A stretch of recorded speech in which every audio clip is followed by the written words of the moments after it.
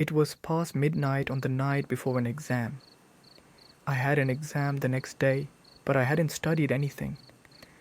I knew I had to finish no matter how long it took. My eyes were red and I was yawning every 5 minutes. The house was completely silent. I was deeply focused on studying when suddenly my mom called out loudly and clearly, "Billy dear, can you come here for a moment? Mommy needs you." I jumped out of my chair. Confused, I thought to myself, my mom never talks to me in that silly tone, especially not in the middle of the night. She was always asleep by this hour because she had to wake up early for work. I left my room and walked into the living room. In the darkness, she was sitting on the couch with her back turned toward me.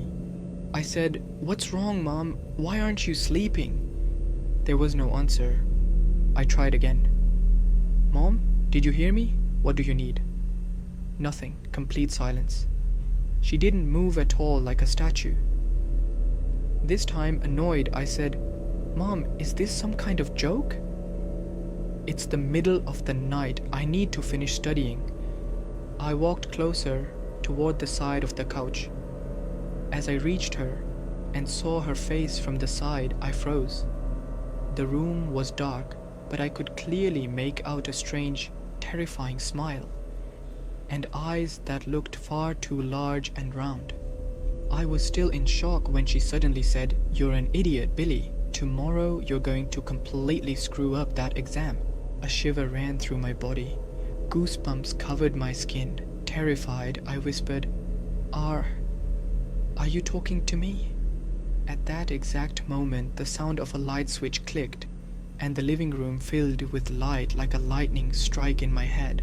My mom was standing in the doorway, sleepy, rubbing her eyes.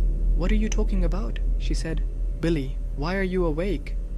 Don't you have an exam tomorrow? Who are you talking to in the dark?" I stared at her, stunned. "But weren't you here?" She raised her eyebrows indifferently and said, "Go to sleep. You've lost your mind, boy." A few minutes later, I was back in my room, sitting on my bed in the darkness, hugging myself. I had completely forgotten about the exam. I was so scared that I decided to stay awake until morning, hoping daylight would calm me down. I don't know when it happened, but when I opened my eyes, I was sitting in the exam hall. Mrs. Osborne's voice echoed through the room. "Time's up. Pens down." I looked at my paper. I hadn't written a single word. I completely screwed up my exam.